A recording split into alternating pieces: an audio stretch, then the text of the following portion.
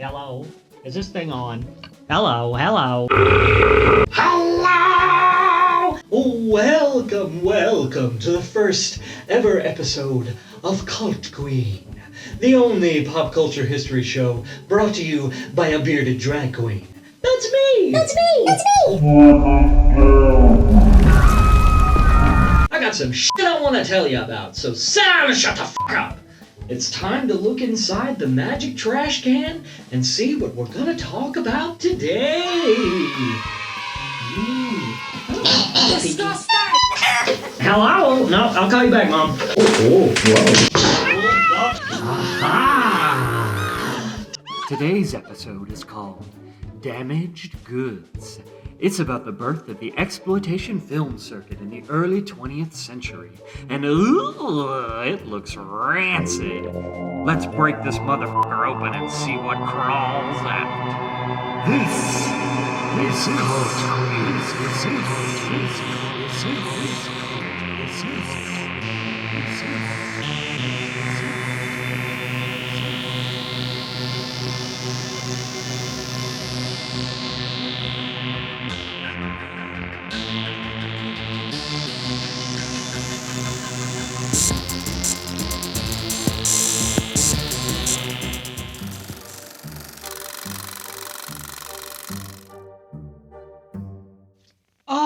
The golden age of Hollywood. It was a grand era, full of great stars, epic stories, and syphilis? Oh, that's nasty. Let me take you back to a simpler time. No, actually, let me take you back to the sweaty ass crack of a simpler time. In the first half of the 20th century, while the Hollywood studio system was busy cranking out safe, audience-friendly entertainment according to a strict internal code of conduct, a shadow film industry was flagrantly upending that code of conduct, exploring and exploiting all the twisted taboos and bizarre subjects where mainstream movies were not allowed to go. This charmingly sleazy underworld was known as the exploitation film circuit, and syphilis is how it all began. This is the strange story of how the progressive movement of the early 20th century, who gave us women's suffrage, child labor laws, and prohibition, also accidentally gave us the exploitation film circuit by giving birth to the original moral panic message movie. We'll explore how one of the first socially minded movies with a message spawned a wave of copycats, eventually splitting the young film industry in two and then mutating into its own disreputable, rotted genre, what we lovingly remember as exploitation film. I love trash.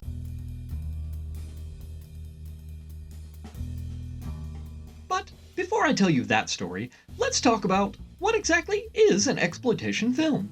You may have heard of some of the most famous ones, like perennial bad movie classic Reefer Madness, but that is just the tip of the garbage iceberg.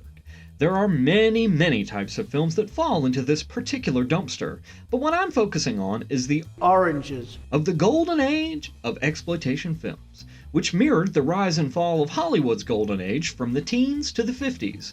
While mainstream movies were produced by major studios and released concurrently across the country in first-run, studio-owned theaters, then withdrawn after a few weeks, exploitation movies were made independently and traveled around the country on a roadshow circuit, booked into, let's say, less than A-list venues, sometimes for years, often being re-edited, retitled, and recycled so their producers could turn a fast buck and keep it pumping. Hello, I like money. To compensate for this lack of prestige and keep putting asses in the seats, exploitation films used shock value and a carnival-like atmosphere to thrill their audiences, not only with films delving into taboo, banned subjects, but also by employing various tacky gimmicks, such as having lectures from supposed medical professionals, giving out pamphlets, and featuring elaborate displays and exhibits in the lobbies. The shocking content they featured often seems absurdly tame by today's standards, but back then caused no end of controversy, and screenings were frequently shut down by police using obscenity laws. Shut up, you're going to jail. Where normal, respectable films of the day refused to go, the exploitation film racket was there to titillate the void and make many a buck doing it.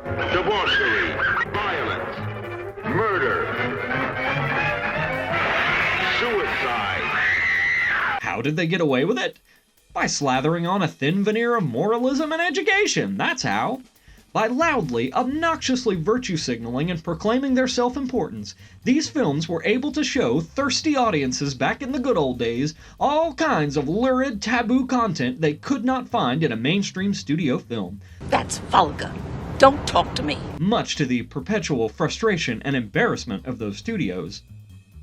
These films were bold, honest exposés, traveling across the country to enlighten humanity and abolish ignorance by shouting from the rooftops the menaces of the modern world to save your children!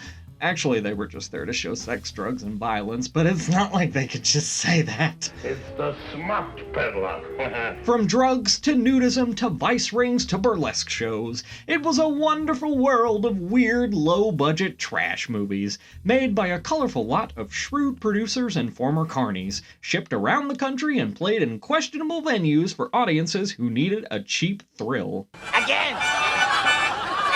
Yeah!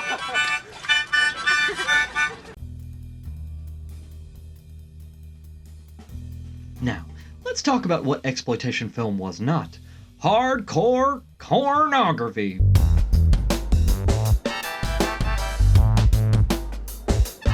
Not this time. You're wrong. Oh, sorry, that was hardcore pornography, excuse me.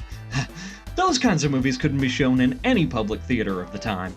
Before the sexual revolution of the 60s made porn fashionable, it was strictly a bar, backroom, Kiwanis Club basement, underground affair, and anyone found to possess it faced possible arrest and prosecution under obscenity laws. Although dirty movies probably became a booming underground business about 5 minutes after the camera was invented, and for a while in the 1970s it was America's favorite pastime, the legality of porn and whether it was protected by the First Amendment was always in question. All the way until the 1988 U.S. Supreme Court decision in the People v. Freeman officially declared it protected free speech. Anyway, the point is, while some exploitation movies got as close as legally possible, looking at you nudist films, they were not porn. Did you catch that? Loud and clear? These films are educational. They do not, I repeat, totally do not exist just to show you drugs and titties. Sure, Jan. But even riding that fine line of obscenity between art and porn, the producers still frequently faced rough legal waters. Don't swim in the sea! Depending on where they were booking their movies. To that end, they often employed what was known as a square-up reel, an extra section of the film that could easily be slipped in and out by the theater projectionist, containing more spicy, risque content, and only to be used when they thought they could get away with it. But, to avoid the dreaded obscenity label and a lot of possible legal problems, exploitation films, on the surface, had to be fueled by whatever moral panic had most recently gripped doctors, law enforcement, and various church ladies' leagues. Won't somebody please think of the children? And were controversial, but generally legal to show and claimed to be well-intentioned. Of course, any pretense of performing a goodwill for the public was mostly bullshit, and after the first few waves of films, that was pretty obvious to most of their audiences. But how, you ask, did we get there? What was the original spark that set off this gigantic, stinky tire fire of a movie genre? Let's go way, way back to the Progressive Era and the earliest days of film to find out how the first wave of sex education eventually ended in lawsuits, banning, and grown men fainting in the aisles of theaters. You're all going to hell. Goodbye.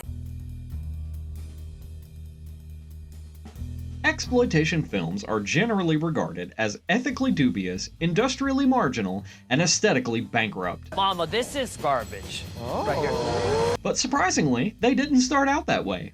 Exploitation film actually began as a sincere effort by the progressive movement to institute sex education for the masses. The story of sex education films, and eventually the exploitation racket, begins in the early 20th century, as rapid developments in technology and medicine had begun to carry us into a new era, but we were still trapped by the extremely repressed religious anti-sexual paranoias of the Victorian age. This shame and repression had made treating the then rampant problem of sexually transmitted diseases all but impossible, ruining untold lives and reputations.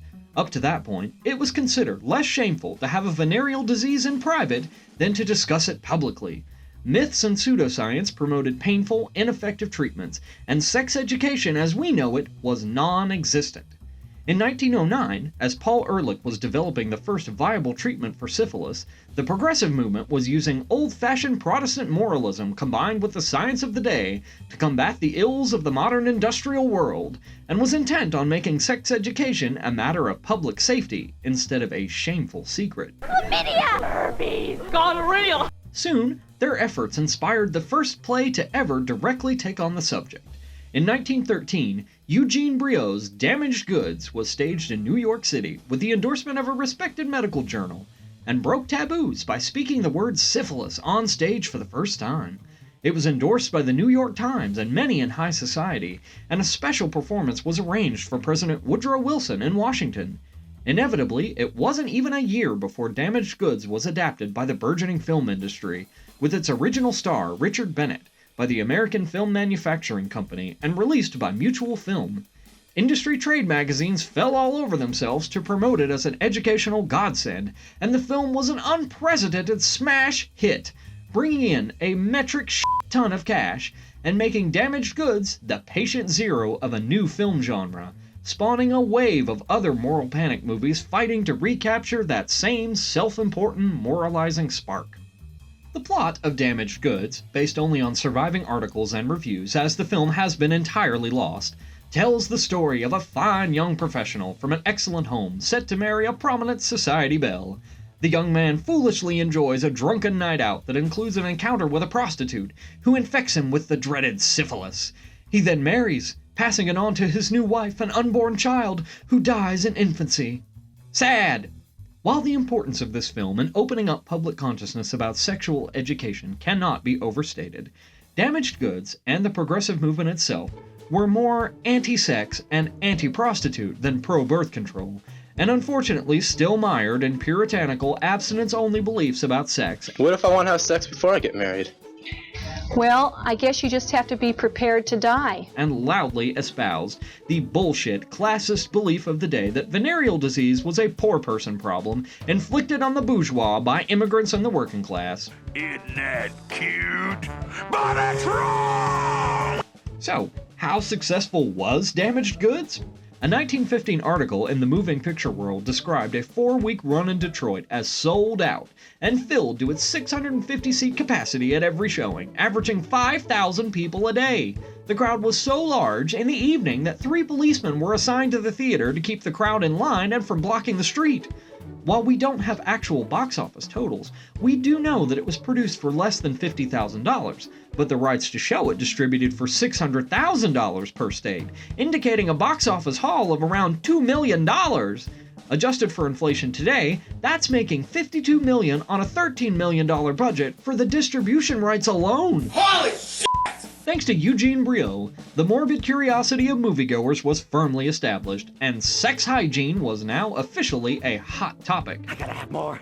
I gotta have more. Starting in 1915, a wave of Damaged Goods imitations appeared on screens, burning up the box office and tickling the progressive movement's collective cooters in the name of educating the public by telling them stories about poor people ruining their French vanilla fantasy with dirty sex problems.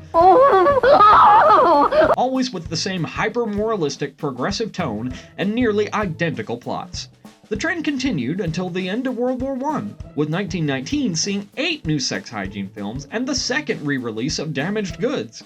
The Spreading Evil received the enthusiastic support of the Secretary of the Navy and was praised by the moving picture world for being frank in its subject matter, but acceptably delicate in its handling of it. Following that, a film called The Scarlet Trail, that was praised for its delicate handling of racy subject matter and its absence of salacious scenes, became the last sex hygiene film to be received in such a positive manner, before a notorious film made by the US government shit the bed and changed everything. Uh-oh. No! Wait a minute! But we'll get to that in just a minute. Up to 1919, though, most of the dust kicked up in regards to these movies were attributable to the old conspiracy of silence and old-fashioned attitudes still hanging around, but not to the way the subject was handled or any offensive scenes. In fact, The first wave of VD films were subject to little or no censorship at all. Well, why would they be, when they espoused morality and abstinence as a middle and upper class defense against threats posed by the lower classes? Moreover, this first group of films were made by the mainstream film studios of the day and championed by the so-called moral watchdogs as a call to action to preserve traditional values, so they were readily accepted by the public and authorities alike. So how the fuck did we go from sex hygiene films being the savior of Christian morality to being instantly cancelled, roasted, toasted, and buried in a trash bag in the backyard? Girl, bye. Bye. Get out. Get out. The sudden and sharp backlash stemmed entirely from two military training films produced by the US government during World War I, and then released to the public after the war was over. Fit to Fight, later re-edited and re-released as Fit to Win, and The End of the Road detailed the sexual adventures of Army cadets and their female counterparts at home, and were the first films to show actual footage of the ravages of venereal disease in real motherfucking graphic detail. These films were originally intended only for soldiers and military personnel, but after the war ended, they were put in wide release by an outside company called Public Health Films as part of the continuing progressive efforts to educate the public. But after the gentle, safe moralism of the previous wave of films, this sudden documentary and expose of this subject matter was apparently Too fucking much. And an epic shit fit by religious leaders and authority figures ensued across the country. To combat this preemptively, theaters omitted minors under 16 and separated showings by gender, a standard that once established remained a practice of exploitation films forever afterwards. Even that, however, did not mitigate the controversy, with one review speculating that Fit to Fight may have to be shown in the city dump. Despite being huge hits with the public and raking in fistfuls of cash, the films were banned or censored by many states, the subject of a legal battle in New York City when the license commissioner threatened to pull any theater's license that showed Fit to Win to the public, and, according to this newspaper clipping, caused a man named Earl Smith to pass out on the floor of the theater and be taken to a homeopathic hospital. That's so upsetting. But besides the newly graphic extremes of the Fit To series, there was perhaps another underlying ugly reason for their rejection by certain critics and public officials. The Army had produced the series with the intention to create unity among all soldiers during wartime. Unity! And thus feature the equalization of multiracial characters from differing economic backgrounds, and the rejection of the old-fashioned morality play format. So, for the first time, sex hygiene films weren't racist, hypermoral church plays using every opportunity to shit on poor people, and, further enraging a section of religious f***nuts, they did not advocate abstinence as the only solution to venereal disease, and actually educated people on the use of prophylactics. Condoms, Rose! Condoms! Condoms! And on top of that, they were completely Disgusting! However, when the war ended and the class and race barriers were put back into place, this equality was deemed no longer acceptable on movie screens. Damn son of a bitch! And just like that, the mainstream sex hygiene picture was out. You need to leave. But it was too late. Money had been made. A formula had been discovered.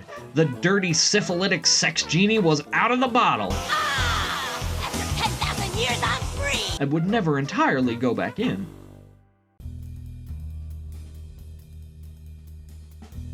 While Fit to Fight, Fit to Win, and The End of the Road were being lambasted by polite society, but still eaten up by gross, thirsty audiences who made it clear they really wanted to see rotten wieners and pussies on the big screen, the film industry was in a state of transition. At the start of the 1920s, after a series of early scandals and bad press, the major powers in Hollywood were beginning a push from the top down to grow up the young, unruly American movie business into a centralized, autonomous industry, to hold legitimacy in the eyes of the public, get the looming threat of government censorship off their backs, and most importantly, save their profit margins from scissor-wielding authority figures in the projection booth. Back in the early days of film, every state had its own regulatory body for censorship, and films were subject to the moral whims of whatever area they were playing in, and would be mercilessly chopped, sliced, and diced to remove any perceived Disgusting! content. often resulting in films that would play totally differently from state to state. Not only that, the cuts would often make a hash of the plot and outright ruin the movie, and thus the box office take for the studio. That's me money walking out the door! Seeking to mitigate this problem and keep the government out of its business, as the Supreme Court had somehow ruled in 1915 that motion pictures did not have First Amendment protection, the studios started to self-regulate. They instituted their own list of rules, first called the 13 Points, later called the Don'ts and Be Carefuls, to control and homogenize the content to suit any taste and temperament. And in 1922, they hired former Postmaster General, Presbyterian Elder, and Human Mayonnaise Sandwich, Will Hayes, to help rehabilitate Hollywood's rapidly deteriorating image. These changes didn't happen overnight, and the Hays Code wasn't even fully enforced until 1934, but it was clear that the wind had shifted, and blatantly salacious content, even with a thin veneer of public service, would no longer be tolerated in mainstream films. By the end of the decade, studios who embraced this homogenization were becoming the powerful, omnipresent corporate entities we recognize today, and the ones who refused it were rejected, and in response created the original independent film industry, still rooted in the methods of production and distribution the mainstream had just left behind, and independent of almost any oversight. Whatever, I do what I want. In the decades to come, while the mainstreamers cleaned up their act to facilitate higher profit margins and less outside control, the underdwellers, such as notable purveyors of trash Dwayne Esper and Kroger Babb, would sex and shock up their movies on the roadshow circuit, with a thin veneer of moralism using ripped from the headline stories to titillate sex-starved audiences in theaters frequently on the wrong side of the tracks, spawning many different types of films, each offshoot genre becoming its own trashy, fascinating rabbit hole. And what became of actual, honest-to-God, helpful sex education films? Well, that would have to wait until World War II, when the US government had finally lived down the embarrassment of the Fit To series and began producing educational, attitude-building films. After the war, the mantle was taken up by outside companies, such as Coronet and Centron, and covered a wide range of subjects, like social etiquette, personal hygiene, civic responsibility, and finally, a balanced, reasonable take on sexual education. Datedly conservative and largely out of touch by today's standards, but far from the Protestant moral panicking of Damaged Goods. And thus we had, for roughly 40 years, two contentious, codependent sides of the movies, one in the light and one in the dark. This symbiotic dichotomy continued until the late 1950s, when the mainstream studio system, fighting for attention with the hot new invention of television, ran out of juice and collapsed. And with no antagonist to subvert, and no void left to fill with smut, the classic exploitation system disappeared along with the studio system, followed soon by the free-for-all of the 1960s and 70s, the normalization of hardcore porn, Sex cauldron? I thought they closed that place down. and the inception of the modern MPAA rating system. But although the format and venues that gave life to exploitation have died, the children of its hysterical moral panicking live on. In every Lifetime movie, after-school special, ripped from the headlines, "They're coming for you, Barbara," piece of shit scare media ever made. I'm so excited! I'm so scared! From Just Say No, to Stranger Danger, to the Truth Initiative, every time you've rolled your eyes at a histrionic PSA, you have Damaged Goods, the Progressive Movement, and syphilis to thank for it. Well, maybe one puff won't hurt me. Sure, you know I wouldn't steer you wrong. Stop it. Get some help. And that, my friends, is the weird, kinda gross origin story of the exploitation film circuit. This episode was based on the book Bold, Shocking, Daring, True, A History of Exploitation Films 1919 to 1959 by Eric Schaefer. It is a lengthy, fascinating deep dive into this subject, and of course goes into far more detail and nuance than this YouTube video by a drag queen ever could. Hopefully I've hit the basics as best I can, but after that... Son, you're on your own. If you want to watch any of the surviving films referenced here, visit the Internet Archive at archive.org, the world's largest collection of public domain media. It's an invaluable resource and has been an endless source of entertainment and free material for me for many years. If you enjoyed this video, you'll absolutely love the Internet Archive. And while you're at it, make a small donation to help keep them going. I hope you enjoyed this episode, and hopefully I'll be back with another one soon. This one took about 8 months though, so it might be a while. Do you have any suggestions for future shows? If there's a weird little dark alley in pop culture you'd like to see me take a trip down, let me know in the comments. I'd love to hear from you. I'm a raging narcissist. In the meantime, you can follow my adventures making art and doing drag on Facebook, Instagram, YouTube, Twitter, Twitch, and buy some of my merch on Spreadshirt. Thanks for watching. Please like and subscribe, and I'll see you soon, you nasty motherfuckers. You're all going to hell. Goodbye.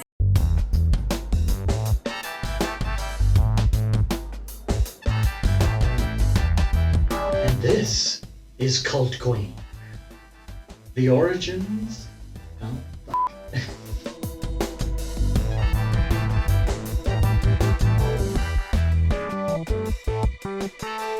And today's episode is all about...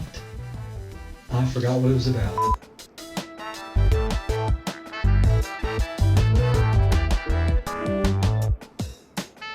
It's me! Ah,